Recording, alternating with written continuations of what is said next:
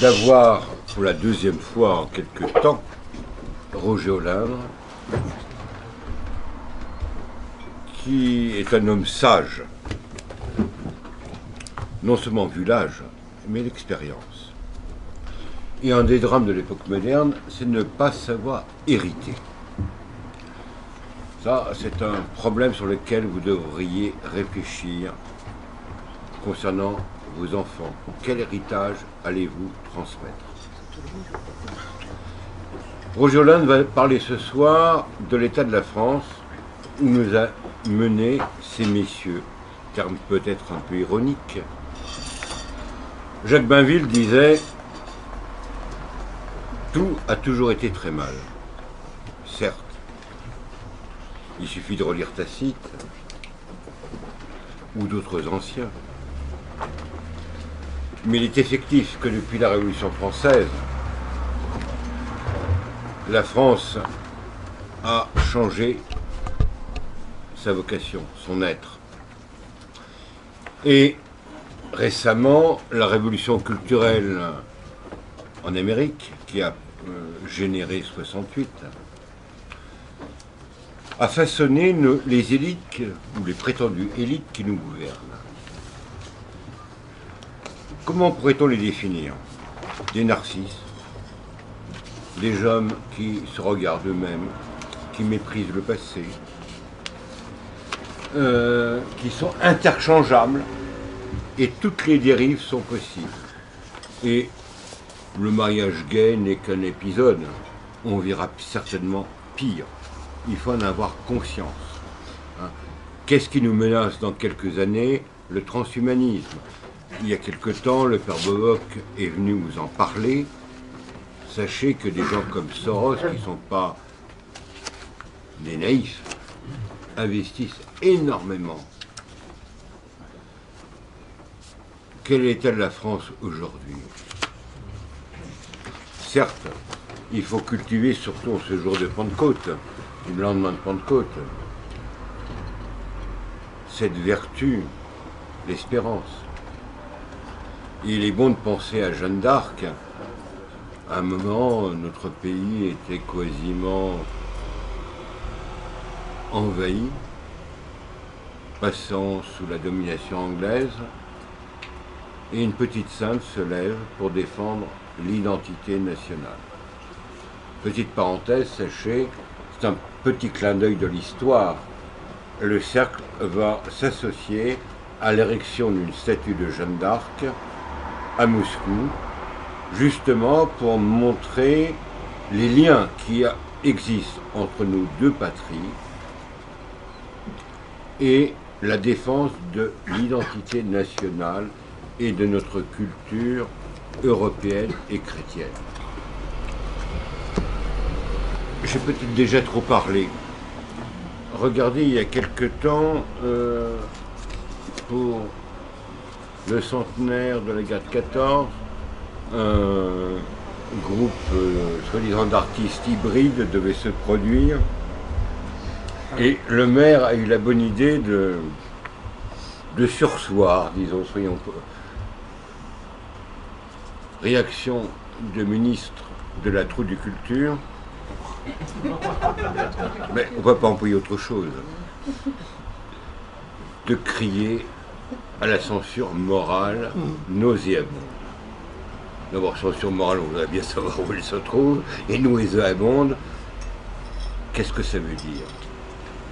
Mais il faut relier aux conférences que vous avez eues ici sur la désinformation. Certains mots créent des réflexes. Nauséabond, ce rapport, ça rappelle nazi, occupation, que sais-je. Et c'est comme ça que l'adversaire triomphe. En ce jour de Pentecôte, demandez, invoquer l'Esprit Saint, la vertu de force, de courage, de clairvoyance. Et préparez-vous à la lutte, d'abord qui est culturelle, morale, spirituelle, et après politique. C'est très important. Tout ce que j'ai à dire. À vous, cher ami. Non, je vous en prie. Ce que vient de dire le père, c'est exactement là-dessus que je vais commencer, et puis je reviendrai. Je ne suis pas venu faire une conférence. Je ne fais pas de conférence. Quand je vais parler dans un meeting politique, comme disent certains, je fais péter ma gueule, parce que je parle de choses que je connais. Ce livre-là, qui fait 600 pages, je sais que les services de police cherchent n'importe quoi pour pouvoir me mettre au trou ou me poursuivre. Je peux vous dire en toute franchise en vous regardant, je n'attends que ça. Si je dois passer devant un tribunal, louez vos places à l'avance parce que je ne fermerai pas ma gueule. Voilà. Je ne me fermerai pas ma gueule. Moi, je fais partie de ces gens qui sont passés devant les tribunaux militaires à la fin de la guerre d'Algérie, et nous leur avons dit, messieurs, vous ne voulez pas de l'Algérie française, vous aurez la France algérienne.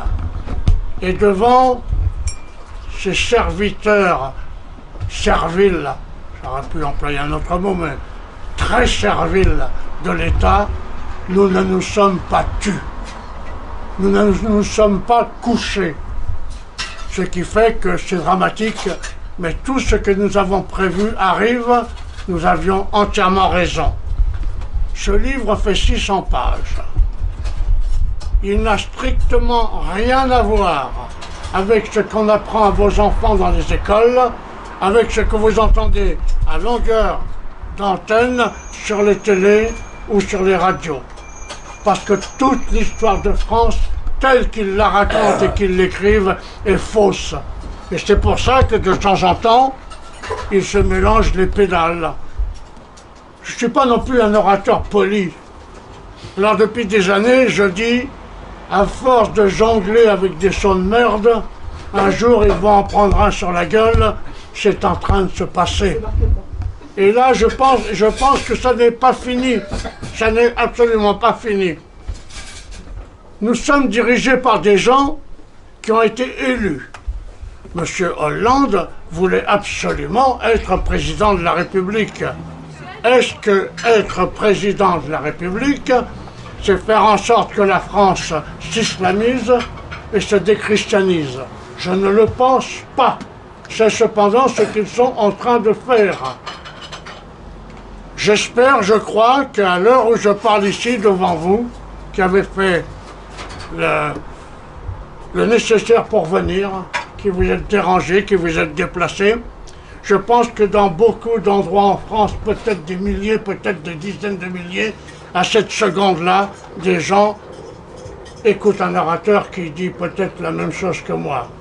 Moi, personnellement, je suis rentré en résistance, officiellement, dimanche dernier, au congrès du Parti de la France, dont j'ai accepté d'être le président d'honneur.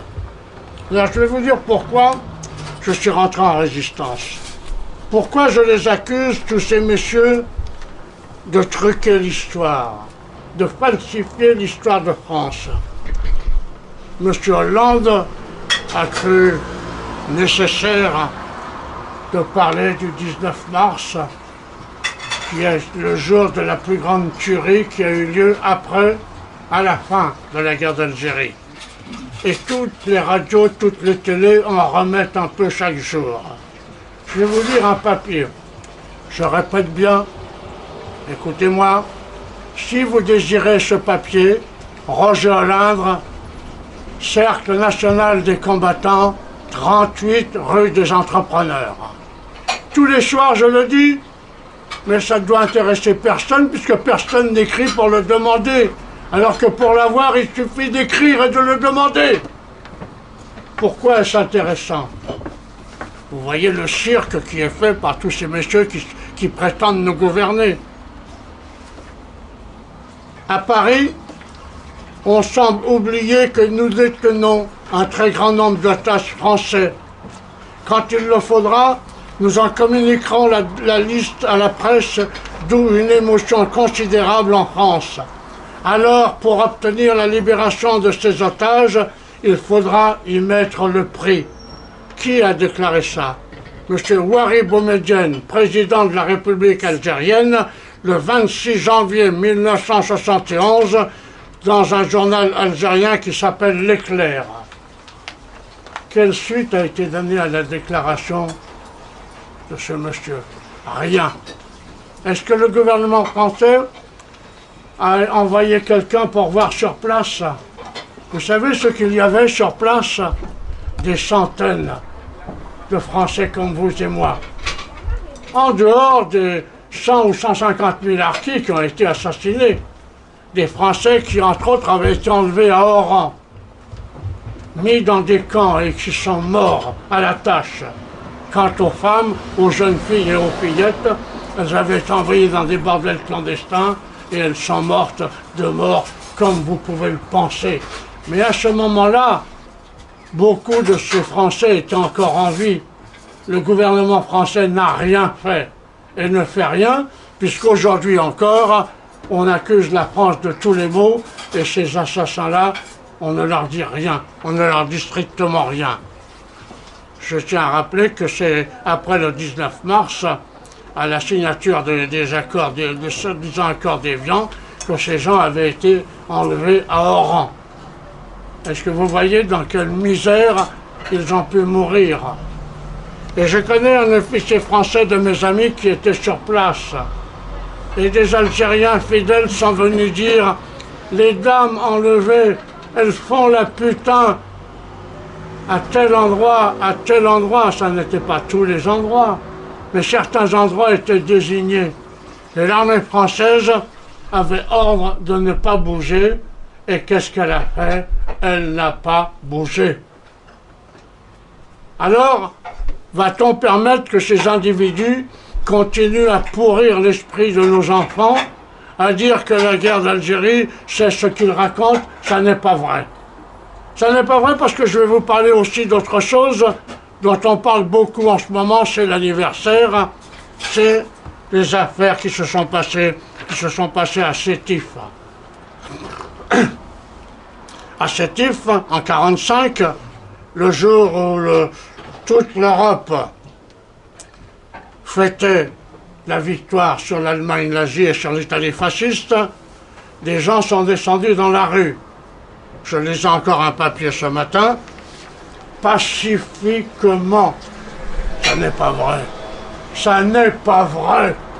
Ils ne sont pas descendus pacifiquement, puisque rien qu'à Sétif, il y a eu 101 Français de souche, hommes, femmes, enfants, fillettes, assassinés et égorgés.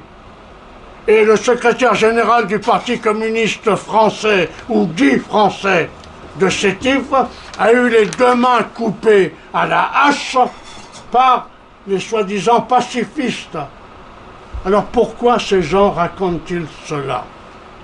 C'est exactement comme ce qui se passe en ce moment avec la CGT, qui attaque la police, qui fait des affiches. C'est pour que les forces de l'ordre ne puissent pas intervenir. Donc cette histoire de trahison, de haute trahison, date depuis des dizaines et des dizaines d'années, au moins 70 ans. Voilà. Alors quand moi je dis que je rentre en résistance, la dernière fois que je parlais ici, j'avais fini mon discours, j'étais un peu fatigué, et il y a un monsieur qui a dit, mais monsieur Hollande, hein, un air de dire, il a bien une grande gueule celui-là, monsieur Hollande, est-ce que vous avez une solution pour régler le problème? Je lui ai dit, non, je n'ai pas de solution. Pourquoi je lui ai dit que je n'avais pas de solution? Parce que je ne connaissais pas ce monsieur. Si je l'avais connu avant, si je savais comment il vit tous les jours, s'il est correct, honnête, disons propre sur lui et dans sa tête, je lui aurais peut-être répondu. Parce que moi, la solution que j'ai, c'est d'abord qu'on ait un bon Français. Avant, il suffisait que quelqu'un dise qu'il était de droite, parce que la France est quand même de droite depuis des décennies, on est gouverné par des ordures de gauche, mais la France est un pays de droite. Avant, quand on rassemblait et qu'on parlait devant des gens de droite, on ne se trompait jamais. Parce que sur la famille, sur l'armée, sur ceci, sur cela, on avait une pensée commune. Aujourd'hui, pour trouver 3 types de droite qui pensent la même chose sur 5 choses, eh bien, il faut se lever de bonne heure. Alors c'est pour ça, moi je viens par patriotisme. Je me déplace par patriotisme. J'ai 87 ans, mais je vais continuer. Je vais continuer à faire claquer ma gueule parce que je l'ai toujours fait claquer tant qu'il s'agissait de défendre la patrie. Mais pour moi, être de droite, je vous le répète. D'abord, si on est chrétien, c'est d'être un bon chrétien. Se faire respecter. Et quand moi je dis que je me fais respecter par les musulmans, je vais vous raconter une chose. J'étais en reportage à Beyrouth pour Paris Match. C'était un carnage. Un carnage. Et là, il y avait, dans les quartiers musulmans, il y avait moins d'obus qui tombaient. Et j'avais trouvé une chambre dans un hôtel, au 3e étage. Ma chambre avait ceci de spécial, c'est qu'il y avait 4 fenêtres. 2 fenêtres et 2 trous d'obus. On avait de l'air, on ne manquait pas d'air. Et le soir, en bas, le patron faisait démarrer un petit moteur et on avait un peu d'électricité, un peu, pas beaucoup pour pas trop se faire repérer. Puis là, on mangeait des galettes fourrées à je ne sais quoi. Il valait mieux savoir d'ailleurs de pas savoir de quoi elles étaient fourrées. Et là, il y avait un musulman libanais, qui parlait un très bon français, qui avait les 2 bacs, qui avait fait ses études en France. Et il me dit, vous savez, monsieur Paris Match, parce qu'à l'étranger, on vous appelle souvent du nom du journal pour lequel vous travaillez. Vous savez, monsieur Paris Match, les Français nous ont beaucoup déçus. Ah bon? Ah bon? Et pourquoi on vous a déçus? Il me dit, parce que vous n'avez pas défendu vos alliés. On n'a pas défendu nos alliés. Mais pour défendre nos alliés, il aurait peut-être fallu un peu qu'on vous tape sur la gueule. Et il m'a répondu, nous l'aurions très bien compris. Vous voyez un peu les charlots qui nous gouvernent. Il est peut-être temps de changer les programmes de l'ENA. Il est peut-être un peu temps de leur saliver le cerveau. Vous comprenez? C'est ça les musulmans. Les musulmans, ils respectent les gens qui sont respectables et qui se font respecter. Alors le gars dit oui, Hollande, Le Pen, les Allemands, les Arabes, ils se font respecter à coup de trick. Ça n'est pas vrai. Ça aussi, ça n'est pas vrai. Ça n'est pas vrai. Voilà. Moi, j'étais chrétien. J'avais une troupe scout et une maison de jeunes de 480 gosses à Tébessa, au pied des Orest et Mancha, là où logent et habitent les Chaouïas, les plus sauvages, qui restaient encore en Algérie. Un des types qui en avait dans le pantalon d'ailleurs. Hein. Moi, j'allais en tenue scout, en plein marché. Il faut voir ce qu'était un marché dans cette région-là. C'était le Moyen-Âge. Eh bien, quand j'arrivais, tout le monde s'écartait. On savait que j'étais le chrétien qui était le roi. Alors que j'étais, nom de Dieu, Algérie française, à 99, même à 102%. Eh bien, ils me respectaient. Ils n'ont jamais touché ma femme, ils n'ont jamais touché ma fille, ils n'ont jamais touché l'établissement que j'avais. Et quand je suis parti au maquis, la plupart des gosses qui étaient là, eh bien, voulaient venir avec moi. J'ai refusé qu'ils viennent. Il y a 2 ou 3 grands musulmans, des cadres que j'ai pris avec moi. Mais les autres, je les ai empêchés de me suivre. Je n'ai pas voulu qu'ils me suivent. Eh bien, quand je suis parti au maquis Algérie française, maquis OS, tout le monde le savait. Hein? Et les gosses le savaient, puisque j'étais venu en métropole avec 150 d'entre eux l'été d'avant, et j'avais fait une grande tournée dans toutes les garnisons parachutistes du sud-ouest de la France où j'avais des amis, et ma troupe scout, c'était une école d'officiers, tenue impeccable, écusson français sur l'épaule, croyant à la France. Je n'ai jamais eu aucun problème avec ces gosses. Vous m'entendez? Jamais. 98% de musulmans, 1% de petits juifs, 1% de petits chrétiens au prorata de la population. Et quand j'ai fait la dernière tournée en France, j'avais besoin d'armement. Parce que je sentais que les choses allaient mal se passer. Et j'avais recruté 2 pieds noirs qui avaient fait la libération de la France, qui étaient dans l'armée d'Afrique, qui étaient sous-lieutenant du renseignement. Et nous avions vu pas mal de gens. Et tous ces gens que nous avions vus, il faut quand même un certain folklore, avaient juré sur la croix et sur le colt qu'il suffisait que je signe pour qu'ils arrivent.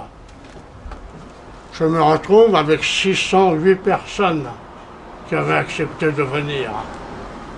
Où vais-je trouver l'armement pour armer tous ces gens? Donc j'ai été dans les garnisons para. Et comme je vous dis, ma troupe scout était disciplinée. Ils étaient par équipe de 10. Et il y avait 2 cantines par équipe. Tous leurs sacs à dos et 2 cantines par équipe. Eh bien, l'armement que j'ai récupéré, c'est dans les cantines de mes scouts qu'il est rentré en Algérie. Jamais aucun ne m'a dénoncé. Jamais personne n'a rien dit. Par contre, les pieds noirs qui avaient juré sur la Bible et sur le colt que je siffle, ben, j'ai sifflé. Heureusement, j'ai arrêté de siffler parce que je serais encore en train de siffler. Il en est venu 6. 6. Alors, quand j'entends des zigotos qui viennent me dire « Les Arabes, on va tous les foutre à la porte », ça n'est pas vrai. Ils ne les foutront pas à la porte parce qu'ils ne se battront pas. Ils ne se battront pas. Et moi, en ce moment, quand je parle devant des jeunes, et je vous annonce que j'aurai besoin d'argent dans quelque temps, parce que je recrée un mouvement de jeunes, devant le merdier actuel, il n'y a pas d'autre solution que de recruter des jeunes qui sont bien, qui ne sont pas trop pourris encore, et d'en faire des vrais Français, de façon que demain, au moins, il y en ait quelques-uns qui, à un moment donné, donc, quel endroit que ce soit, disent non. Il suffit qu'un gars dise non. Ça peut changer dans un département, ça peut changer dans un immeuble, ça peut changer dans la rue. Que quelqu'un s'avance et dit non, moi je ne suis pas d'accord. Vous voyez un peu les rigolos de la place de la République, hein? Ils avaient enlevé des dalles et les journalistes, oh, c'est merveilleux, ils voulaient créer un jardin potager pour se planter des fraises et des poireaux. Non mais ce pays est devenu un asile d'aliénés, un asile d'aliénés. Et l'autre lui dit, mais pourquoi vous vous battez, vous? Mais moi, je me bats pour le salaire universel. Le salaire universel, ça veut dire que le guerrier papou va gagner comme l'ingénieur en France ou en Allemagne. C'est ça. Et la télé, la radio trouvent des gars qui expliquent, mais c'est merveilleux, mais quelles idées ils ont, tous ces gens-là, c'est magnifique. Il y a quelques distributions de coups de pied au cul qui se perdent, je vous le dis. Et là, il n'y a pas d'autre façon de faire. Parce que c'est la pourriture totale de notre nation, après sa trahison en Algérie. Alors, je dis aux gens, et quand je dis ça, je dis, oh mais quand même, De Gaulle. Je ne peux pas prendre 2 heures sur une conférence d'1 heure pour expliquer ce qu'a été la trahison de Charles de Gaulle en Algérie, que j'ai écrit dans 10 bouquins, j'ai écrit 42 bouquins, dans 10 bouquins j'ai expliqué, ça n'est jamais repris. Pourquoi de Gaulle a largué l'Algérie? Personne ne le sait. Tout le monde cherche, il ne trouve pas, même quand c'est écrit dans des bouquins. C'est comme ça. Alors pour en revenir à M. Hollande, que je hais aussi, en tant que Français, la façon dont il est traité tous les soirs sur toutes les chaînes de télévision. Comment voulez-vous qu'un pays soit dirigé, même si ce type est un abruti, il est président de la République. Il devrait quand même y avoir une petite limite, et tous les soirs, il passe, d'ailleurs, on le voit, puis il y a des voix qui imitent et qui lui font dire des conneries. Pour moi, ce n'est pas ça, gouverner un pays. Mais ça n'est pas non plus hein, la gaudriole et la plaisanterie au deuxième degré. Quand ils font des plaisanteries au deuxième degré vis-à-vis des Noirs et des Arabes, ça me fait doucement rigoler parce que déjà les Gaulois de base ne comprennent pas toujours le deuxième degré, mais les mecs débarqués d'Alger ou d'Orange, je me demande comment ils pourraient faire. Donc, tout est pourri, tout est vérolé. Alors vous pourriez me dire, mais qu'est-ce que tu fais, Hollande, contre ça? Je devrais être couché. Je suis là. Je suis là parce que depuis ma tendre jeunesse, scout et la suite, j'ai servi, parce que servir, c'était un honneur. Quel est le gosse aujourd'hui qui pense que servir, c'est un honneur? Est-ce que ces profs déjà pensent que servir, c'est un honneur? Qui, à la télé ou à la radio, parle de servir avec un grand S? Personne. Alors, il pourrait quand même, ces individus qui ont pris le pouvoir, tout simplement faire une chose. Simplement, c'est pas compliqué. Fermer leur gueule. Mais non, ils disent tout ce qu'il ne faut pas dire et ils font tout ce qu'il ne faut pas faire. C'est pas compliqué. Ce qu'ils disent, vous pouvez dire que c'est le contraire qui est bon. C'est pas compliqué. Alors je vais quand même vous lire quelques trucs parce que... Voilà. J'ai quitté le Front National quand Marine Le Pen a décidé de nous dédiaboliser. Moi, j'étais membre fondateur du Front National, j'étais premier vice-président du Front National. Je lui ai dit que je n'avais pas besoin d'être dédiabolisé. Parce que si j'étais dédiabolisé, ça voulait dire que depuis 40 ans, je ne racontais que des conneries. Et je ne me prends pas au sérieux, mais je ne pense pas avoir pendant 40 ans raconté des conneries, c'est tout, c'est simple, c'est comme ça. Alors, elle a dédiabolisé le parti. Ah, ça c'est très bien. Alors, on va voir les résultats. On va voir le résultat que ça donne. Dimanche 24 avril 2016, à 10h45, M. Le Guen. M. Le Guen. Écoutez bien. Daesh et le Front sont identiques. Vous avez compris? J'invente rien. Là aussi, vous voulez, vous écrivez, on vous enverra ça, on vous enverra les dates. Daesh et le Front, c'est identique. Monsieur Hollande, le 15 janvier 2015, l'islam est compatible avec la démocratie. En 2008, Martine Aubry à Lille, 35% de Maghrébins, c'est génial. Moi, je m'emmerde dans une ville où on est tous pareils. Elle a vraiment besoin de dire ça? Mais elle a besoin de dire ça? Hein? Bon. Mais c'est pas tout, c'est pas tout. L'autre matin, j'écoute le matin Europe 1. Alors là, il y a toujours les auditeurs qui téléphonent. Pour vous dire que on s'aperçoit très vite que c'est trié, hein? C'est trié.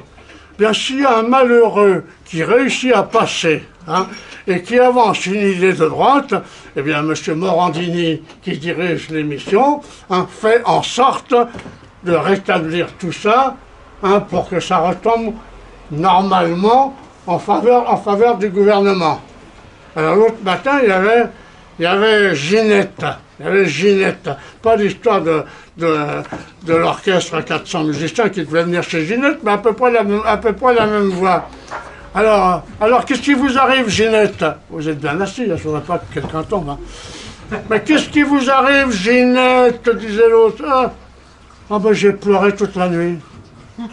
Vous avez pleuré toute la nuit, Ginette? Oui, j'ai pleuré toute la nuit. Pourquoi? Ben parce que je n'admets pas qu'on embête comme ça Madame Taubira, qui a tellement souffert de l'esclavage.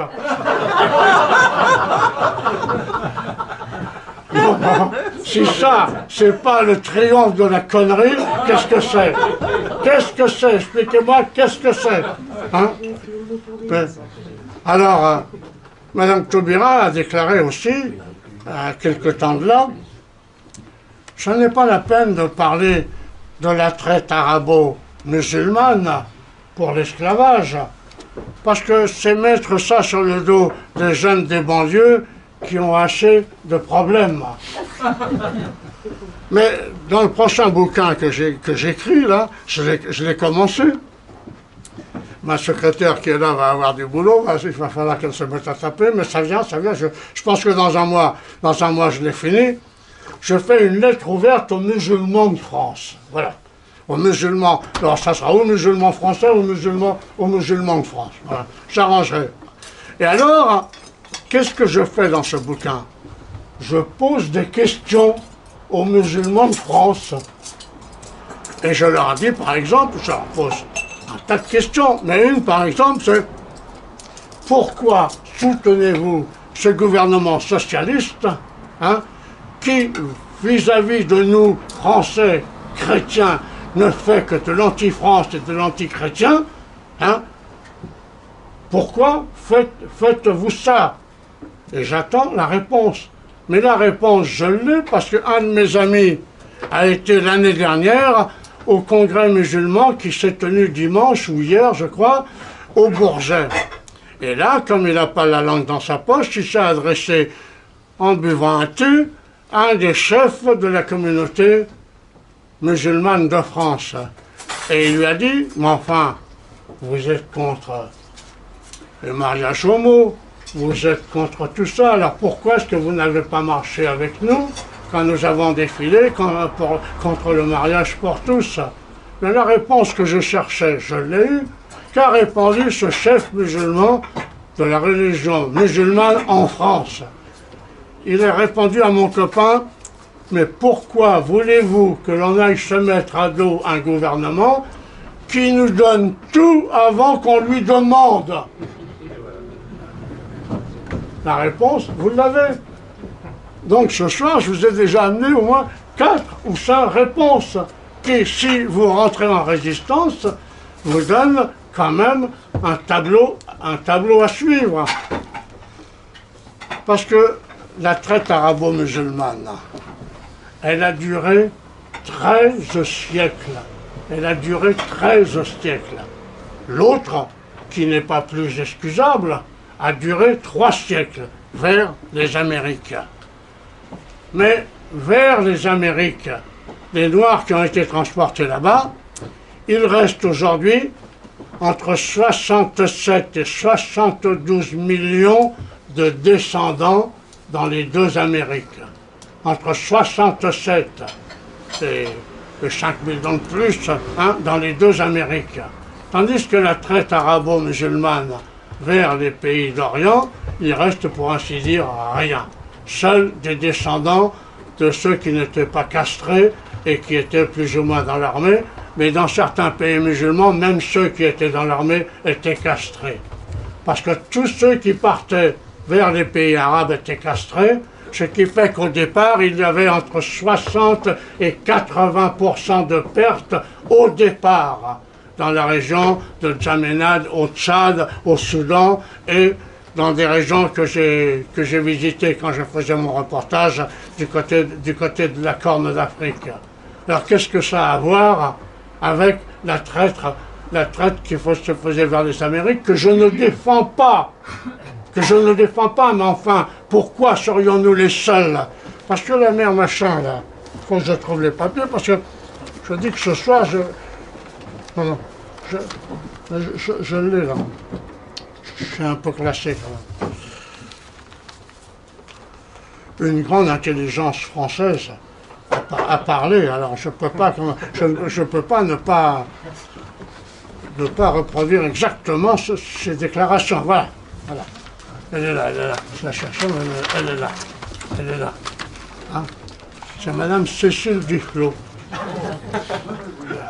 Hein? Brillante, hein? Là, il y en a là-dedans. Hein? Alors, qu'est-ce qu'elle a dit, Cécile Duflot? Hein? Selon nos informations, le député écologiste de Paris est candidate putative à sa prochaine élection présidentielle, excusez du peu, va déposer 2 propositions de loi. La première, demandant la création d'une commission pour examiner la question des réparations liées à l'esclavage. À l'esclavage, hein, La seconde, réclamant la reconnaissance du travail forcé dans les anciennes colonies françaises, crime contre l'humanité. Qu'est-ce que c'était le travail forcé? Les gens qui allaient travailler dans les plantations pour les colons? Absolument pas. C'était des gens qui, sur la commune, sur le territoire dont ils dépendaient, faisaient la corvée de route, comme ça se passait en France au Moyen-Âge et avant. D'ailleurs, j'entendais l'autre jour sur la route un gars qui disait, mais c'est quand même, quand on pense quand même des pauvres Français au Moyen-Âge, hein, les seigneurs qui... Ils attendaient toujours que le blé soit mûr, les seigneurs, pour aller chasser dans les champs qui étaient à eux. Il fallait être con quand même, c'est pas possible. Mais, et puis, ils travaillaient 27 jours par an pour les seigneurs. Mais moi, je suis sorti mon truc, j'ai dit, mais je m'aperçois qu'aujourd'hui, on travaille 6 mois par an pour les seigneurs qui nous gouvernent. Bon. Et quand au Moyen-Âge, les bandits arrivaient, ou les grandes compagnies arrivaient, le paysan, il prenait sa vache, son mouton, puis il montait se réfugier au château, quoi, à la garde du seigneur. Maintenant, si vous avez un cambrioleur ou une bande de loupards qui vient débarquer chez vous, essayez donc à 3 h du matin de vous pointer au commissariat ou à la gendarmerie, vous allez voir comment vous allez être reçu. Donc, tout ce qui est raconté, ce sont des blagues. Des blagues mortelles, puisque ça tue notre pays. Mais nous avons l'inémitable Louis-Georges Tin, hein, du CRAN, un président du Conseil représentatif des associations noires. Alors lui, hein, il faut entendre ce qu'il écrit, il faut entendre ce qu'il raconte. Et sa copine, je vais avoir un truc par là, eh bien dernièrement, elle est secrétaire générale de cette association, elle insultait dernièrement encore les morts de Dien Bien Phu. Que pour elle, Dien Bien Phu, c'était pas une défaite, mais au contraire la victoire des peuples libres. Bien, je peux vous dire, et je le mettrai dans le bouquin qui vient, il a fallu que tous les journalistes européens, mondiaux, qui étaient à la fin de la guerre d'Indochine à Saïgon, quand les Viet Minh sont arrivés, quand les communistes sont arrivés, il a fallu qu'ils voient ce qu'ils ont vu pour commencer à comprendre que tout ce qu'ils avaient écrit depuis des années était faux. Et qu'est-ce qu'ils ont vu? Eh bien, ils ont vu que la population vietnamienne ne voulait pas du communisme. Que la population vietnamienne ne voulait pas du communisme. Pas plus que la population algérienne ne voulait du FLN. Et qu'il y avait dans notre armée beaucoup plus de combattants qui ont été fidèles jusqu'au bout que dans l'armée du FLN. Alors, je ne dis pas que ça va être facile. Je ne dis pas que ça va être facile. Ça va être très compliqué. Ça va être très compliqué, mais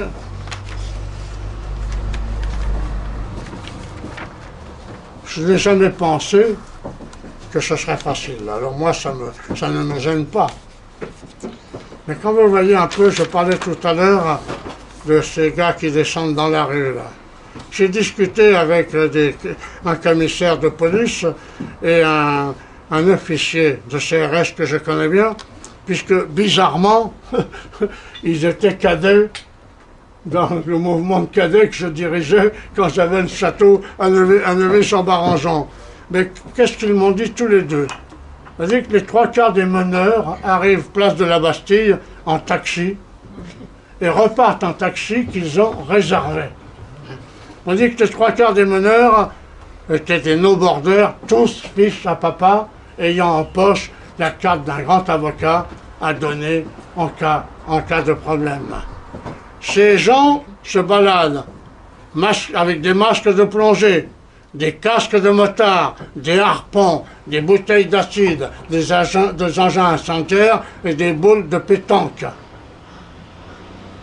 Et nous sommes en guerre. Nous sommes en état d'urgence. Vous savez comment règne l'ordre quand nous sommes en état d'urgence, comme aujourd'hui. La loi veut qu'un commissaire de police, revêtu de son écharpe tricolore et en gants blancs, vienne avec un clairon et dise « Messieurs, le clairon va sonner ». Ça veut dire que vous devez dégager. Sans ça, les mesures adéquates seront prises. Ça suffit largement. C'est ça l'ordre. C'est ça la guerre civile. C'est ça la mobilisation. Mais eux, ils ont mobilisé contre un ennemi dont ils n'osent même pas dire le nom. Parce que Daesh, ça ne veut rien dire. État islamique, ça veut dire ce que ça veut dire. Est-ce que vous savez que 250 000 passeports ont été volés dans les locaux officiels des régions que l'État islamique a occupées?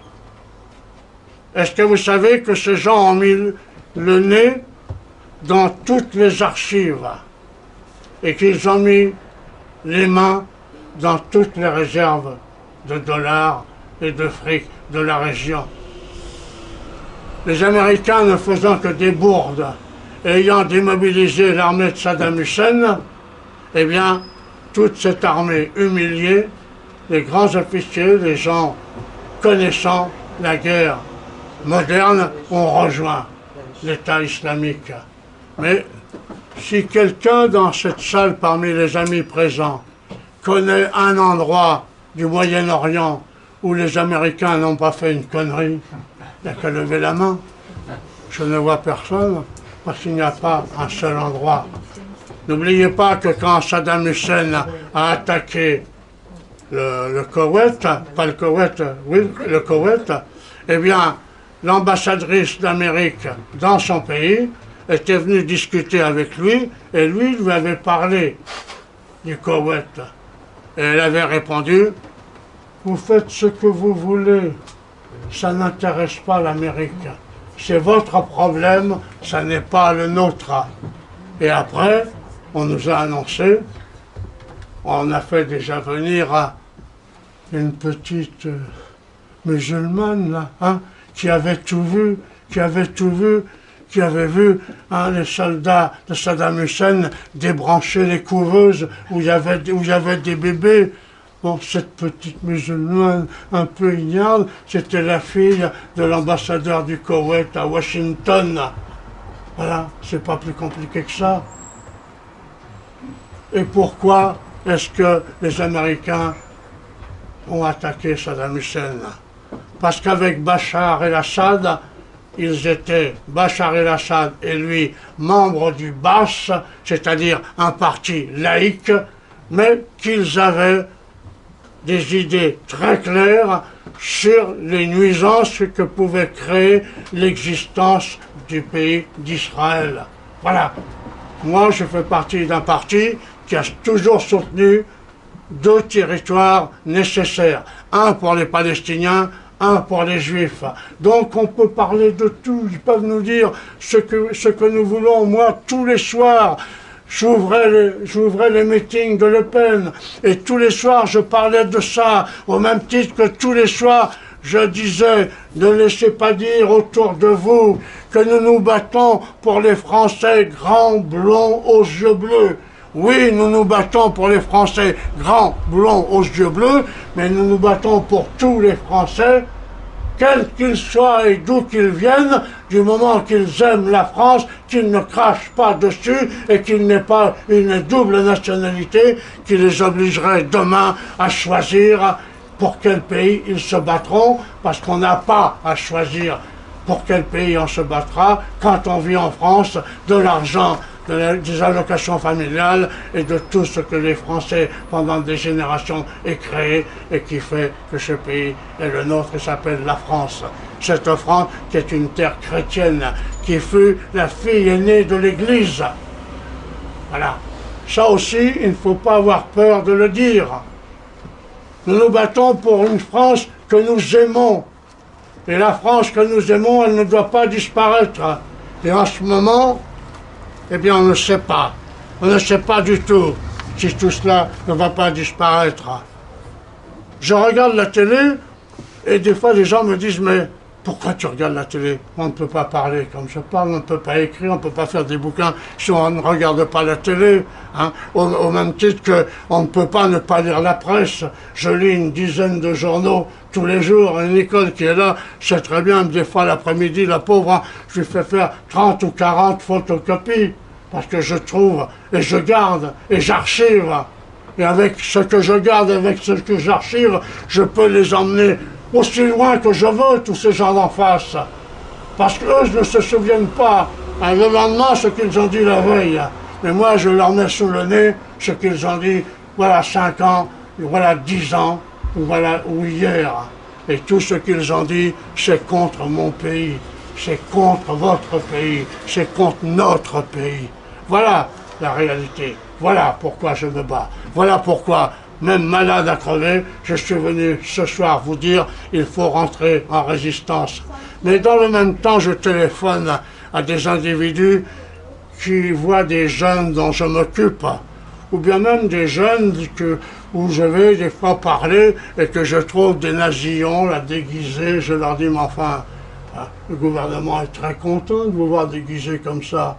C'est comme ça qu'il vous fait dépeindre par ces journalistes et par ces destinateurs. Toi, qu'est-ce que tu veux? Tu crois que tu ressembles à un SS, mais dans les SS, hein, t'aurais été fusillé parce que t'es bordélique à souhait.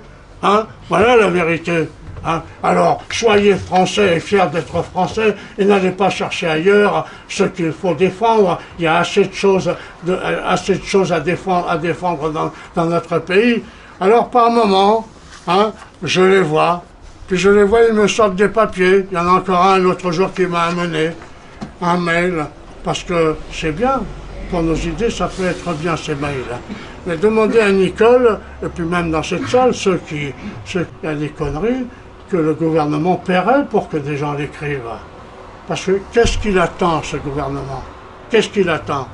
Il attend que demain, 3 Gugus, un avec un lance-pierre, le troisième avec une Sten sans chargeur, et le troisième avec une batte de baseball, descendent dans la rue en gueulant « Vive la France !» pour nous foutre tous au trou et pour armer les banlieues pour défendre les valeurs de la République. Rappelez-vous ce que je vous dis ce soir, on se reverra peut-être, hein. On se reverra sûrement, mais voilà des mois que je préviens les gens. Ils armeront les banlieues pour défendre les valeurs de la République. Valeurs de la République dont moi je n'ai rien à foutre. Moi, ce que je défends, c'est les valeurs de la France. Parce que la France est mon pays. La France est la fille aînée de l'Église. Je n'oublie pas que la France est aussi chargée, depuis Saint-Louis, de défendre les chrétiens d'Orient que nous avons abandonnés. Quand Mme Duflot raconte ses salades, j'aimerais bien qu'en tant que féministe, puisqu'elle s'affiche toute comme féministe, elle pense aux femmes violées, vendues chez les Azéris ou ailleurs, hein, où tous ces voyous venus de banlieue choisissent là-dedans et puis se prennent des femmes ou les achètent. Hein, j'ai vu que dernièrement, la cote avait un peu baissé, c'est 50 € maintenant, une femme assez belle.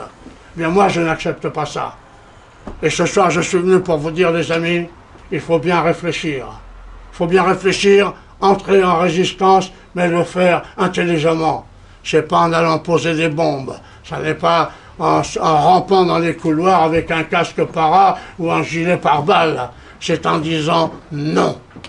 Je vous disais tout à l'heure la nécessité que par endroit, le moment voulu, quelqu'un soit là et dise non. Eh bien, c'est tout ce que je vous demande de faire. Mais écrire aussi. Écrire au président de la République quand il dit des saloperies. Écrire à Mme Duflot. Écrire à tous ces gens. Sans oublier, malheureusement, que tout ça a commencé sous M. Sarkozy.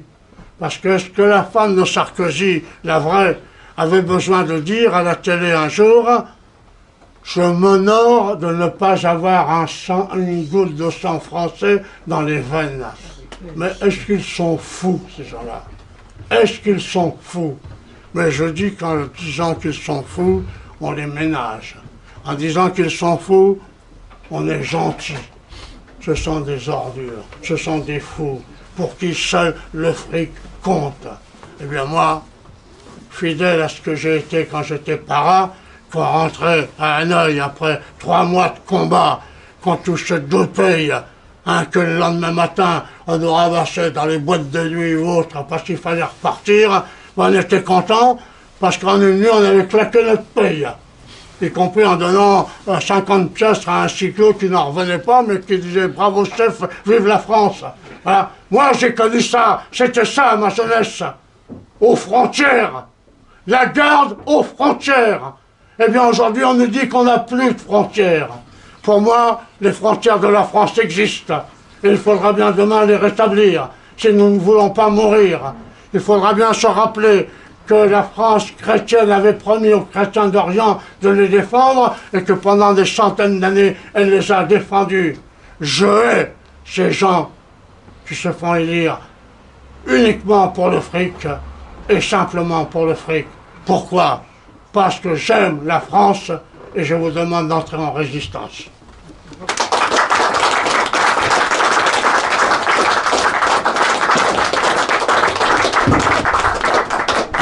En guerre avec ce gouvernement qui nous donne non, tout avant qu'on... Oui, mais c'est ça, c'est comme ça. Je vais dire 2 mots.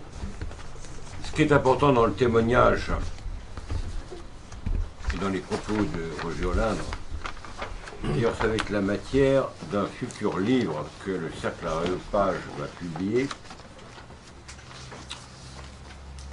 c'est de bien saisir que l'heure est grave et de relier aux différentes conférences qui ont eu lieu ici.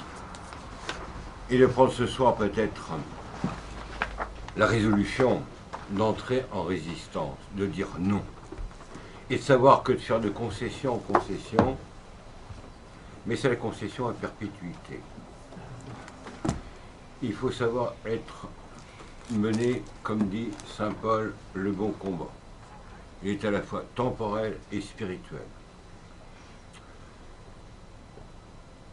On est menacé par l'oubli de notre propre culture, notre propre histoire, menacé par une substitution de population. Il y a quelques mois, j'accompagnais le principe de Beaumont-Parme à Saint-Denis, mais à Saint-Denis, il y a certainement beaucoup plus de Mahomet ou de Ben Ali qui viennent au monde que de François, lequel n'a rien trouvé de mieux que d'inviter dans son État des familles où non la non-discrimination de musulmans. C'est un langage, comment dire, complaisant pour la décadence de notre vieille Europe chrétienne. Sachez que vous n'avez plus que la Hongrie et la Russie qui résistent, peut-être un peu la Pologne. Et je vous demande tout à l'heure de poser des questions à Roger Olindre,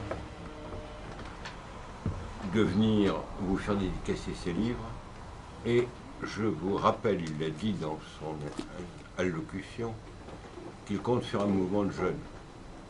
Donc ça demande des moyens. Peut-être soit une poignée financière, ça peut être une aide, ça peut être indiquer des étudiants qui peuvent être formés, recevoir un complément de formation. C'est ce qu'on essaye de faire ici dans notre cercle, avec des moyens très modestes. C'est vital. Sinon, notre pays disparaîtra. Ce n'est pas dans la révélation chrétienne que chaque pays, même si chaque pays a un ange gardien, mais on paye les fautes. Nos gouvernants n'ont jamais demandé pardon pour les crimes de la Révolution prétendue française, alors que le gouvernement russe l'a fait devant son peuple. Et voilà, on en est arrivé aujourd'hui. On est arrivé, comme disait Virgile Giorgio, à la 25e heure. Donc surtout ne pas se repaître de clichés ou de nostalgie. C'est l'heure du sursaut. Et c'est peut-être le sursaut avant Français. Y a-t-il des questions? Oui. Oui. Vous n'avez pas abordé le problème de la réindustrialisation, c'est-à-dire le fait que la France actuellement est exsangue d'un point de vue industriel. Oui, mais je n'ai pas abordé ce problème, comme je n'ai pas abordé beaucoup d'autres problèmes. Je peux y répondre, mais il est bien certain que tout ça sont des raisons entièrement politiques. Avant de réindustrialiser la France, il n'aurait pas fallu laisser partir toutes nos bonnes affaires à l'étranger. Lorsque nous avons dit, il y a des années et des années, il faut mettre des taxes sur les produits qui arrivent de Chine, on passait pour des idiots. Mais lorsque j'entends là qu'il ne faut pas sortir de l'Europe, on oublie tous, et même ici certainement, que les Français ont voté contre l'Europe. Il y a quelques années, les Français ont voté contre l'appartenance à l'Europe. Il a suffi d'un truc de passe-passe magique pour qu'on soit encore dans l'Europe aujourd'hui. Parce que comment peut-on faire un rassemblement d'États européens si les salaires ne sont pas identiques partout et surtout les charges sociales? C'est pas d'aujourd'hui, ça fait 20 ans que les fraises d'Espagne arrivent 2 fois moins chères en France parce qu'il n'y a pas les mêmes taxes chez les paysans espagnols que chez les paysans français. Donc tout ça, il n'empêche qu'il y a toujours une majorité d'hommes politiques. Ils avaient tous été d'accord pour voter oui à l'Europe quand les Français ont voté non. Et aujourd'hui, ils sont tous d'accord pour dire qu'il ne faut pas sortir de l'Europe sans donner d'explications, surtout sans donner les explications pour lesquelles il faudrait rester. Bon, les Anglais parlent, eux, de sortir de l'Europe. C'est le problème des Anglais. Je ne crois pas que les Anglais s'occupent de nos intérêts à nous. C'est leur problème et leur intérêt ou leur non-intérêt. Voilà. Mais comment voulez-vous que les Français s'y retrouvent dans tout ça quand vous écoutez l'information à fond, continue, des chaînes qui, à longueur de journée, vous annoncent tout ce qui se passe à l'autre bout du monde et toujours de bonnes nouvelles. Le matin, quand j'achète mes 3 journaux, j'ouvre, dans les 3, il n'y a pas une seule bonne nouvelle. Voilà. Et lorsque les patrons français disent « mais nous n'y arrivons plus », eh bien les patrons français deviennent immédiatement des ordures, des salauds. Un journal satirique vient de sortir, il ne sert qu'à une chose, c'est attaquer les patrons. Moi, je connais un proverbe chinois que j'admire, il y a peu de choses que j'admire à l'étranger, mais ce proverbe chinois, je l'admire, il dit « lorsque les pauvres, non, lorsque les gros sont maigres, les pauvres sont morts ». Ça veut bien dire ce que ça veut dire.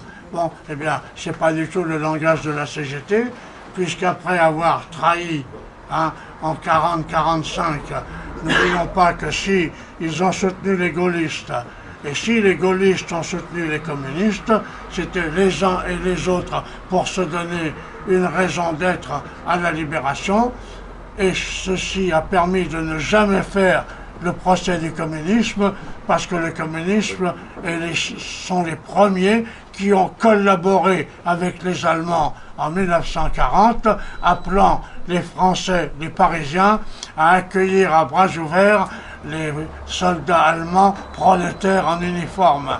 Et l'autre soir, j'entendais à la radio, puisque tous les soirs, il y a quelque chose sur Adolphe ou sur Pétain. Surtout sur Pétain. C'est pour ça que j'ai écrit ce livre, Ça va mal en France, tout va mal en France, c'est la faute à Pétain. Mais l'autre soir, un gars disait, Pétain qui a livré l'industrie française aux Allemands. Alors que quand les Allemands sont rentrés dans Paris, la CGT clandestine et le Parti communiste clandestin disaient aux ouvriers, mettez en marche les usines. Si les patrons ne veulent pas, occupez-les et faites-les tourner. comment, en oubliant ça, peut-on discuter de choses en 2015 ou 2016? Tout est truqué, tout est farci de mensonges. Non, mais ce que je veux dire, c'est que... Bon, à part ça, je vais vous répondre aussi. L'économie, ça n'est pas mon fort. Mais j'écoute quand même votre réponse. La question que je me pose toujours quand on refuse de parler de réindustrialisation ou quand on ne parle pas de la concurrence avec l'Asie, c'est est-ce que c'est que le sujet n'est pas assez viril ou est-ce que c'est au contraire qu'il y a un chantage sentimental avec les Asiatiques qui sont sympathiques, c'est pas qu'ils nous insultent pas, contrairement à d'autres immigrés, qui fait qu'on n'a pas le courage de parler de la guerre économique avec l'Asie. Parce qu'il y a des guerres physiques, il y a des guerres économiques aussi. Mais la guerre économique, comme la guerre toute simple, il suffit de la faire. Est-ce qu'un pays européen a fait la guerre économique? Aucun pays européen n'a fait la guerre économique. Il y en a un qui l'a fait à son profit, mais il n'est pas européen, c'est les États-Unis d'Amérique. Mais là, ce qu'ils veulent nous imposer, d'ailleurs, ils travaillent toujours contre, ils ne veulent pas que l'Europe marche. L'Angleterre n'a jamais voulu rentrer dans l'Europe, tout en ayant quand même un certain nombre d'avantages. Moi, je suis pour qu'on fasse la guerre économique, mais tous les jours, à la télé ou à la radio, il y a un ou deux loustiques qui interviennent en disant « Mais enfin, qu'est-ce que vous voulez alors? Fermer les frontières ?» Moi, je réponds « Oui, il faut fermer les frontières. » Mais ça ne leur plaît pas du tout. Et pourquoi ça ne leur plaît pas? Parce que, quel que soit le parti qui arrive au pouvoir en France, c'est le programme des francs-maçons qui est mis en avant et qui gère le pays. Nous sommes gérés par le programme des francs-maçons. Voilà. Et là, pour mon prochain bouquin, j'ai trouvé des déclarations où M. Rockefeller dit alors, il paraît que nous serions pour un gouvernement mondial. Il paraît que nous avons dit oui, c'est aux banques de gérer les économies nationales. Eh bien, si on dit ça, de nous, c'est vrai. Nous signons. Bon, il y a 3 mois de ça. Il y a 3 mois de ça. Voilà pourquoi il y a tout un tas de choses qui sortent en France qui ne sont pas dans le programme. Lorsque nous étions à l'Assemblée nationale, bon, on les a vus à 2 ou 3 reprises. Ça, vous savez ce que ça veut dire? C'est l'alerte franc-maçonne. Voilà. Le gars à la tribune, devant tout le monde, il fait ça. Voilà. Ça veut dire aux gens, vous savez comment vous devez voter. Et le mec qui ouvrait sa gueule 5 minutes avant, il vote contre le truc dont il ne voulait pas. Ou pour, ou contre. C'est-à-dire, il inverse son vote. Seulement, qui, à part moi, parle du programme des francs-maçons? Vous connaissez beaucoup de mecs qui ont envie d'aller au trou? J'ai pas envie d'aller au trou, moi non plus. La seule différence, c'est que moi, je les emmerde. Voilà, c'est tout.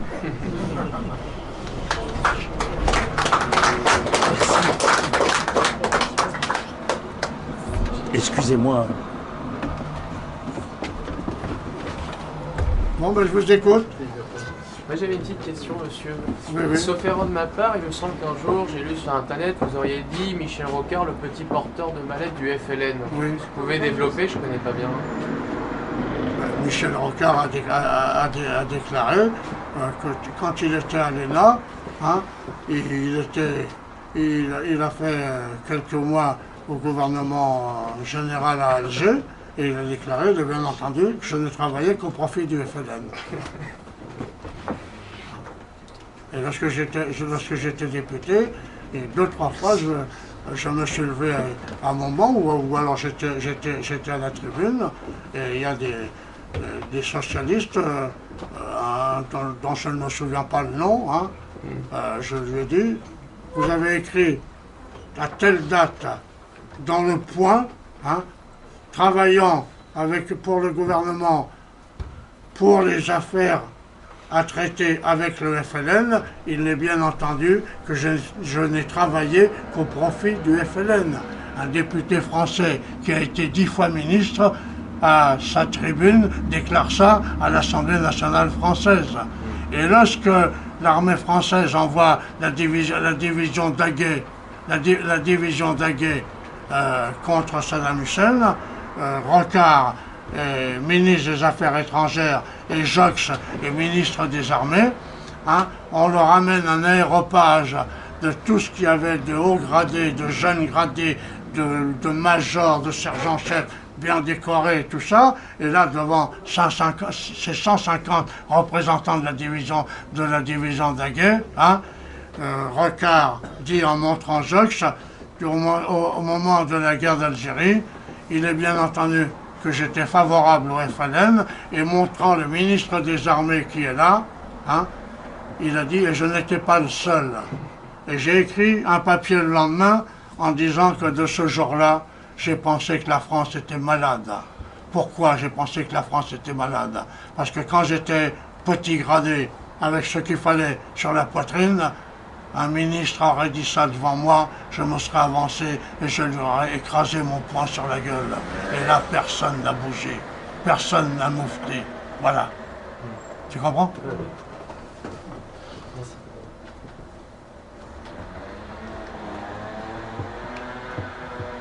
Ça peut-être pu vous sembler simple quand je disais que demain, dans un climat donné et à un endroit donné, il suffirait que quelqu'un se lève et dise non. Ça n'est pas si simple que ça. Ça n'est pas si simple que ça. Mais si un jour vous le faites, vous verrez que parmi les lâches qui sont là, et qui ne bougeaient pas avant que vous disiez non, eh bien, il y en a qui viendront à vous. Mais ils ne viendront jamais si quelqu'un ne dit pas non. Parce que le mec qui met ce qu'il faut au bout de ses idées, ça ne court pas tellement les rues. Ça ne court pas tellement les rues. Hein. Quand on vient nous emmerder avec la résistance, moi j'étais gosse à Paris, quand les Allemands sont rentrés. J'étais tout gosse. Et pas loin de où habitait ma grand-mère, à côté de l'avenue Kléber, pas loin du Trocadéro, elle était concierge là, dans une petite loge. Et sur l'avenue Kléber, à 100 mètres de là, il y avait un détachement allemand, une compagnie allemande qui logeait. Et tous les matins, cette compagnie partait en rang pour faire la relève de tous les hôtels de l'avenue Kléber jusqu'à l'Étoile qui étaient occupés par des états-majors allemands. Et les Allemands montaient la rampe qui sortait du garage en tapant du pied, et quand le premier mettait le pied sur l'avenue Kléber, il chantait. Et en face, il y avait certains matins 100, 150, 200 personnes qui étaient là. Et les gens disaient, on peut régler sa montre sur ces gens-là. Qu'est-ce qu'ils chantent bien. Et tout le monde les trouvait beaux, corrects, disciplinés. Parce qu'à l'époque, un soldat allemand qui aurait mis la main aux fesses d'une Française était fusillé. Ils ont commencé à fusiller des gens quand les communistes, sur ordre de Moscou, sont rentrés en résistance parce qu'Adolphe avait attaqué Staline. Est-ce que tu vois un peu ce que ça donnerait si on expliquait ça à la radio un soir? Eh bien, si on ne l'explique pas, ça ne se saura jamais. Et à part moi qui remets ça constamment sur le tapis, je ne connais pas un deuxième mec qui fasse sa carrière politique en parlant du procès nécessaire pour les communistes. Mais tant que le communisme ne sera pas jugé, tant que le procès du communisme ne sera pas fait, eh bien nous irons à la décadence.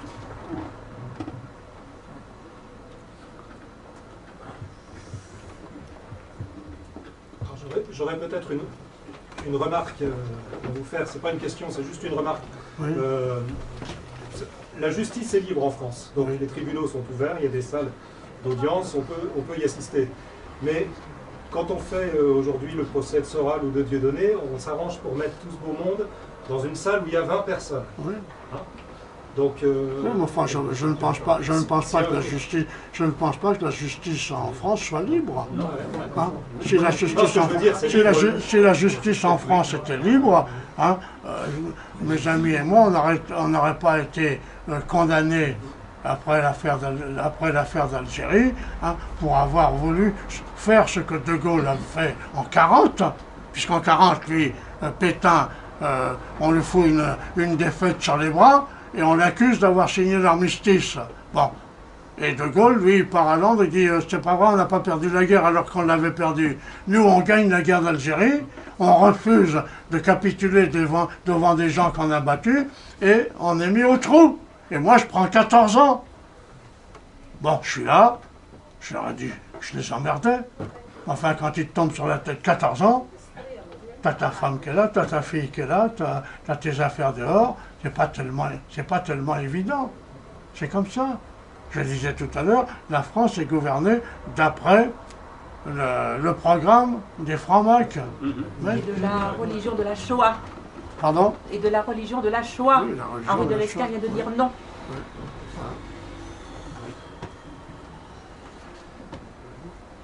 Seulement, il est bien sûr et certain, comme je vous le disais au début de mon discours, qu'il va falloir faire, je ne sais pas qui va le faire, ce qu'on avait fait avec Le Pen quand on a créé le Front National, c'est-à-dire faire en sorte de rassembler des gens qui sont d'accord sur 95% d'un programme, 90% ou même 85%, mais qui soient au moins d'accord sur une partie du programme.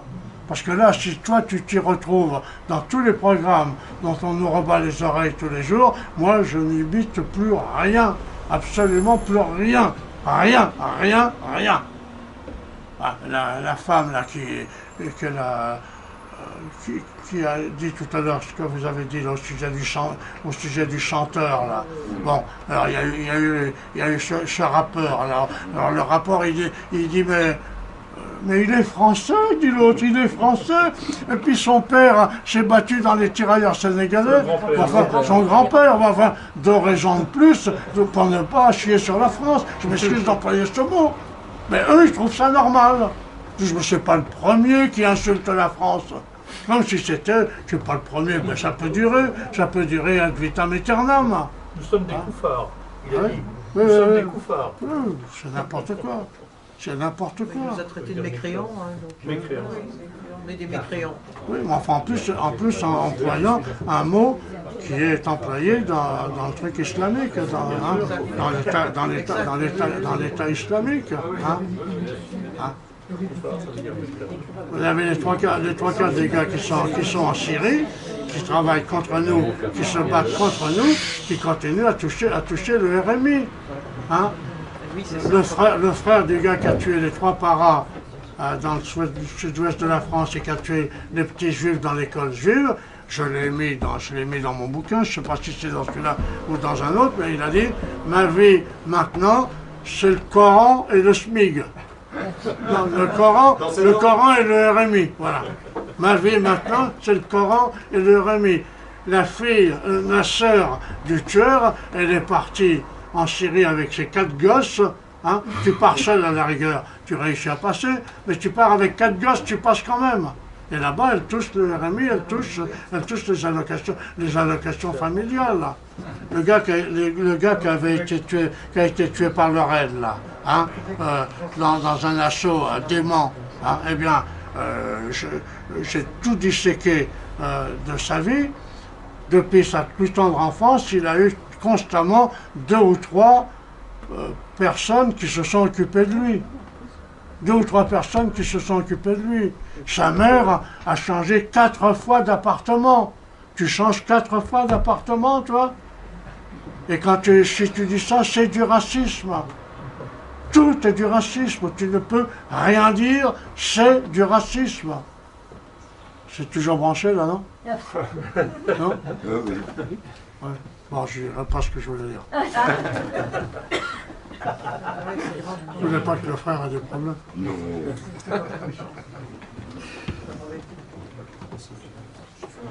Et comment vous voyez se terminer le conflit au Proche-Orient, si ça doit se terminer à un moment ou à un autre?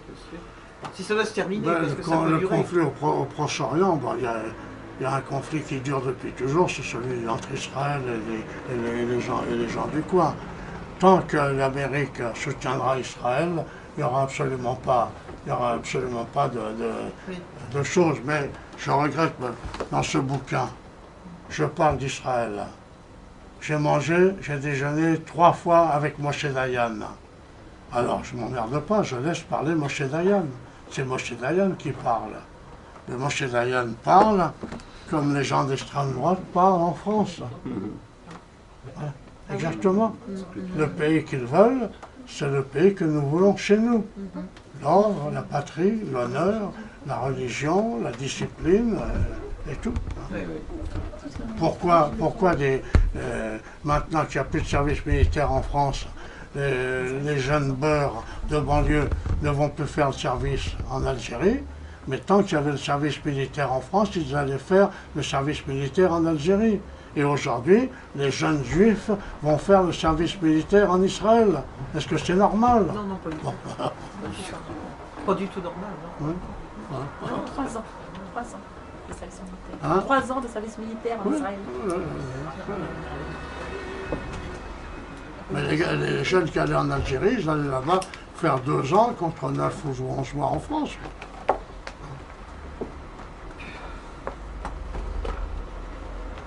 Vous voyez bien que de plus en plus, la double nationalité, qui n'est pas reconnue par l'Algérie. La double nationalité n'est pas reconnue par l'Algérie. Et cette nuit, je travaillais sur des archives pour le bouquin que j'écris. Bouteflika à Alger déclare qu'en plus des beurs, qui ne sont pas français, dit-il, qui ne sont pas français, ils sont algériens. En plus des beurs qui ne sont pas français, nous avons 2 millions d'Algériens en France qui ont la double nationalité. C'est pour ça que M. Hollande va lécher les fesses des chefs du gouvernement d'Alger pour que cela fasse voter pour lui ici, et lui fait voter pour eux également ici. Voilà. C'est-à-dire que tout ça est totalement anormal et tout ça est condamnable. Dans un État normal, ces gens-là seraient condamnés.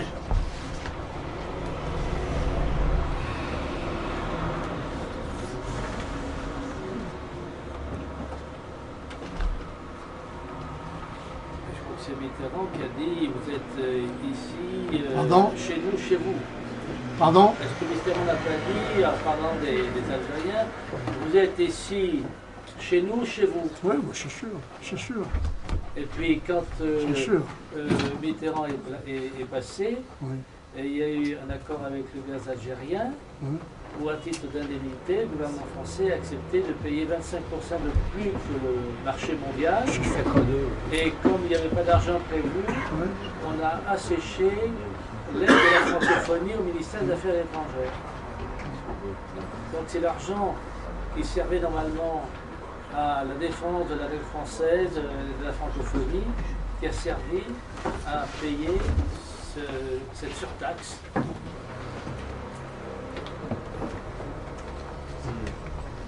Il y a bien une sénatrice qui s'appelle Boumedienne. Pardon? Il y a une sénatrice, on m'a dit, qui est de la famille de Boumedienne, qui s'appelle Madame Boumedienne. Oui, oui, mais de toute façon, parmi vous voyez bien le nombre de femmes ayant la double nationalité qui sont dans le gouvernement et dans les couloirs du gouvernement. Dans le gouvernement, il y en a beaucoup, mais dans les couloirs, il y en a un sacré paquet.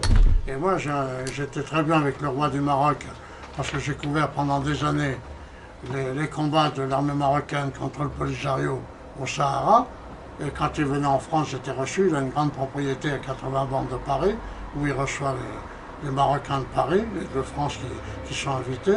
Et moi, je l'ai entendu dire en français, hein, parce qu'il y avait des Français qui étaient là, donc ils parlaient en français aux Marocains de France. Hein, vous n'avez pas à prendre la double nationalité. Marocain, vous naissez. Marocain, vous mourrez. Mais ne vous mêlez pas de la politique intérieure française.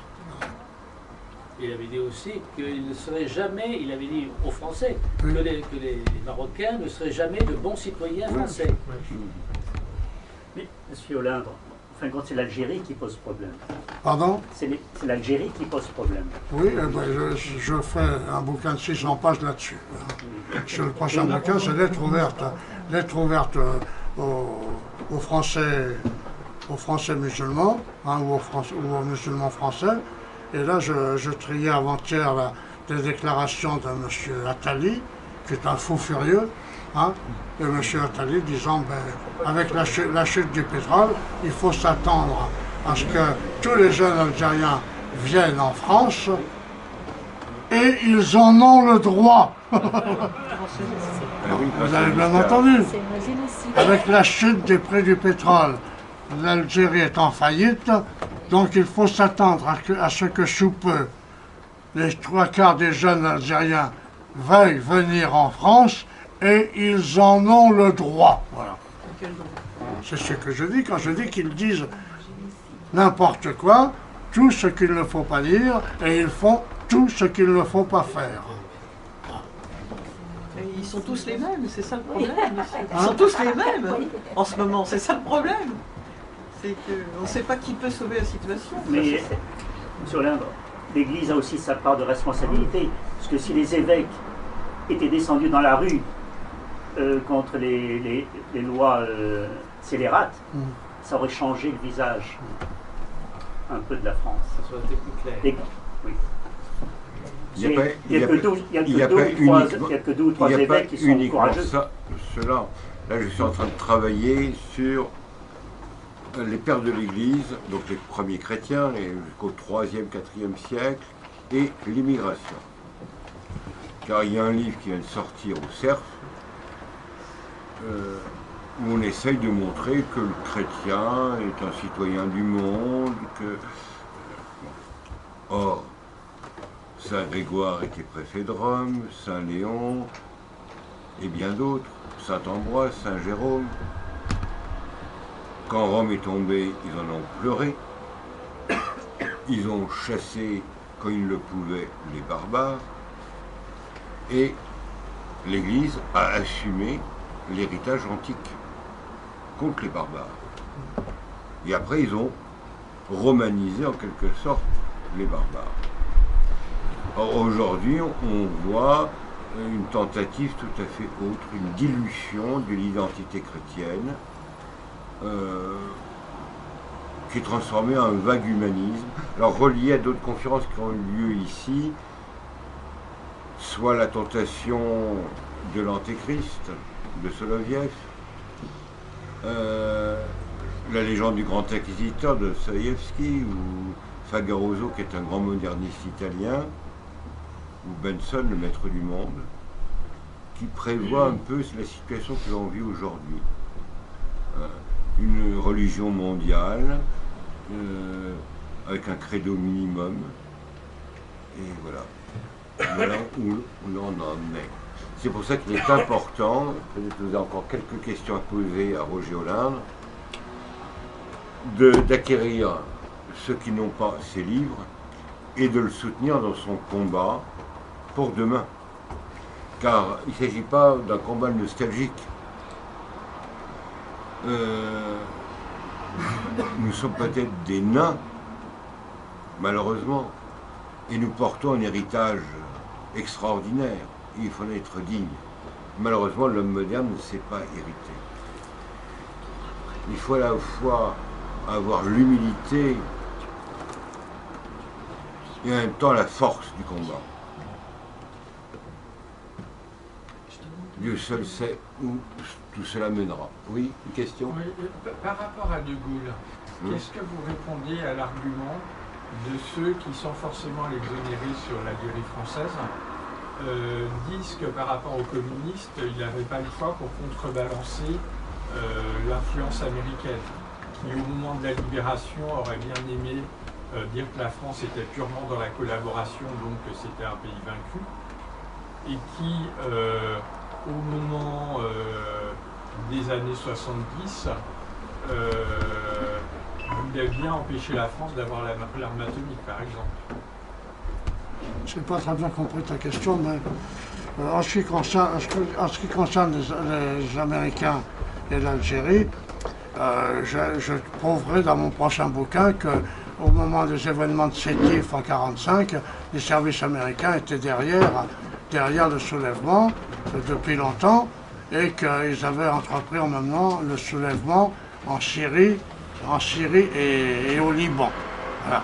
Mais tout ça, si tu ne le connais pas, je peux te dire que ça ne s'apprend pas en un jour, parce que c'est assez compliqué. C'est assez compliqué à mettre ça bout à bout. Mais en fin de compte, M. Hollande, c'est le fait de ne pas avoir gardé le pétrole en Algérie. Oui, mais dans mes 40 bouquins, j'explique pourquoi on n'a pas gardé le pétrole. Tu veux que je t'explique encore, mais il est un peu tard, les mecs, je suis venu presque sur un brancard. Hein, je veux que je t'explique pourquoi De Gaulle n'a pas gardé l'Algérie. Bon, mais demain, tu verras dans tous les journaux, ils ne savent pas, ils ne sauront pas. Alors que moi, je l'ai écrit dans 40 bouquins. De Gaulle voulait être le patron du tiers-monde, de la troisième force mondiale. Bon, et Adenauer lui a dit, si vous gardez ne serait-ce qu'une parcelle de votre empire, vous aurez toujours des emmerdements. Mais moi, je me fais fort de faire que vous deveniez le patron du tiers-monde. Et vous serez le troisième homme de la planète entre ceux qui sont pour les Américains, ceux qui sont pour les Russes et ceux qui seront pour vous. Voilà. Et c'est pour ça qu'il a travaillé avec Ben Bella. Parce qu'il disait Ben Bella est gaulliste. Pourquoi? Parce que Ben Bella était sous-officier dans l'armée d'Afrique et il s'est trouvé que le jour où on lui a remis la médaille militaire, De Gaulle était là. De Gaulle qui n'a rien fait militairement pendant toute la Deuxième Guerre mondiale. C'est lui qui a remis la médaille militaire à Ben Bella. Et ensuite, et je cite dans un de mes bouquins, mais si vous ne les lisez pas, je n'y peux rien, hein, je cite dans un de mes bouquins deux journalistes qui interrogent Boumedienne, et Boumedienne dit, pour De Gaulle, Ben Bella était gaulliste, et il comptait se servir avec Ben Bella de l'Algérie pour faire son entrée dans le troisième monde, dans la troisième force. Voilà. Alors après ce que je t'ai dit, tu peux chercher autour de ça et tu trouveras, et tu seras peut-être un des rares Françaises à m'écouter et à savoir pourquoi De Gaulle n'a pas gardé l'Algérie, puisqu'on avait gagné la guerre. Voilà. Alors qu'on dit aux jeunes des banlieues que l'armée française c'était de la merde, que leur père et leur grand-père ont battu l'armée française, qu'ils ne pensaient qu'à violer leur grand-mère. Ah, c'est avec ça qu'on va les intégrer. Voilà. Mais après avoir dit ça à des jeunes de banlieue, je ne partirai pas non plus sans vous dire que je n'accepte pas que des gens, quand dans une réunion, viennent me dire « Mais Hollande, vous savez très bien qu'il faut tous les foutre à la porte. » Ils ne les foutront pas tous à la porte. Jamais. Alors il vaudrait peut-être mieux être debout, en résistance, et avoir les moyens de les tenir un peu. Voilà, moyen de les tenir un peu. Tu connais quelqu'un qui va tous les foutre à la porte? C'est tellement facile. C'est tellement facile. Hein? Tu crois que moi, quand je vais dans des réunions où il y a des jeunes qui ont été chauffés à blanc avec ce genre de conneries, et que je dis le contraire, je suis quand même applaudi à la fin. Parce que je ne parle pas pour être applaudi, mais à la fin, je les retourne quand même. Quand je leur dis que je les vois, qu'est-ce que c'est que ce déguisement? Vous voulez faire plaisir à qui, là? Aux gens qui attaquent la France constamment? Toi, t'étais sous la gueule, t'as fait quoi? T'as fait la guerre de Russie? Qu'est-ce que t'as fait? T'as rien foutu, t'as même pas fait le service militaire. Tu te dis SS, nazi, chez les nazis, t'aurais été fusillé. Vous connaissez beaucoup de gars qui leur disent ça? Mais oui, madame, les voyous étaient fusillés chez les nazis. On ne rentrait pas dans la SS comme ça, un mec qui a un froc caché dedans, et puis n'importe quoi, un piercing dans le nez, à la SS, on leur a dit, viens camarade. Non, ce que je dis, j'ai raison, parce que je l'ai vécu, je le vois. Mais il n'y a que moi qui leur dis, il n'y a personne qui leur dit. Parce que moi, j'attends pas ce qu'ils votent pour moi, c'est toute la différence.